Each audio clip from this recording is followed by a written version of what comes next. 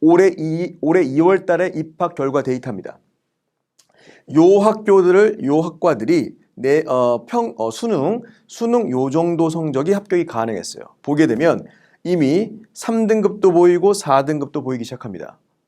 맞죠? 그리고 여기는 1등급 후반대의 점수가 내신이었다면 여기 수능 성적표는 2등급도 눈에 많은 게 보이는 게 맞으시죠? 눈에 보입니다. 자연계열 이렇게 확인할 수 있고 인문계열 잠깐 보겠습니다.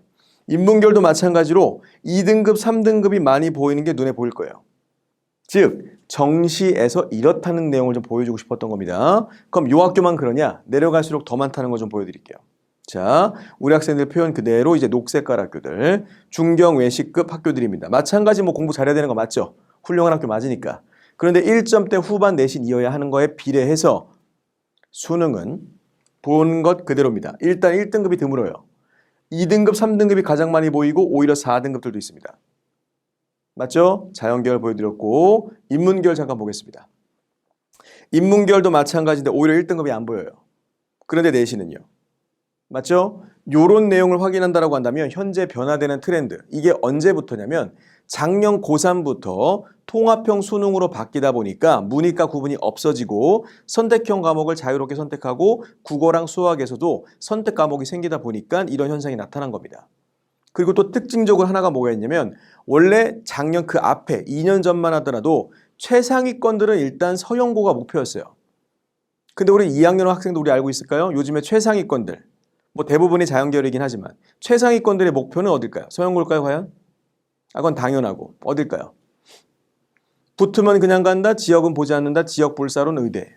그냥 의대 붙으면 갑니다. 특히 문과들도 교차 지원을 희망하고 있는 경우가 있으니까.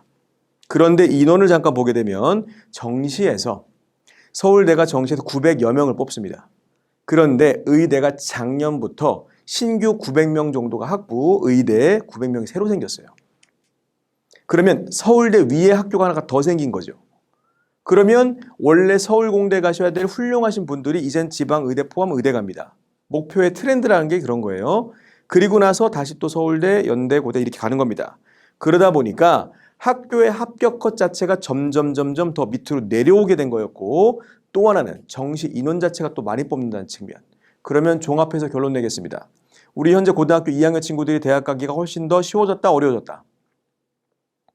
수능을 활용한다라고 한다면 쉬워졌다.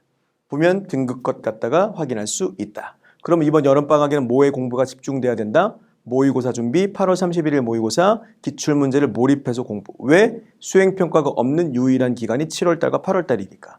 이런 논리를 이해해야 됩니다. 조금 더 볼게요. 우리 학생들이 보통 이제 인서울 요 정도 목표하는데 그래도 나는 이제 경기권 포함 인서울에 있는 대학교 이걸 마지노선이라고 한번 설정해 보겠다라고 하는 겁니다. 자, 데이터를 잠깐 보게 되면 물론 엄청나게 좋은 학교 맞죠? 그런데 여기 쭉 보게 되면 경기대 있고 가천대 있고 단국대 있고 요 데이터 한번 보겠습니다.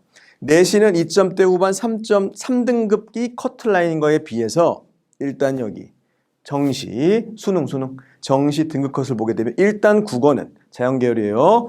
일단 다 4등급이에요. 눈에 보이죠? 물론 여기 인하대의 특징은 수학을 더 많이 반영하고 수학은 1등급이었던 거 눈에 보이는 건 맞습니다만 여기 볼게요. 단국대, 명지대 훌륭한 학교 맞습니다. 우리 학생들 희망하고 있고 이 학교 자연계열 컷 보게 되면 432. 그럼 우리 이런 생각을 해요.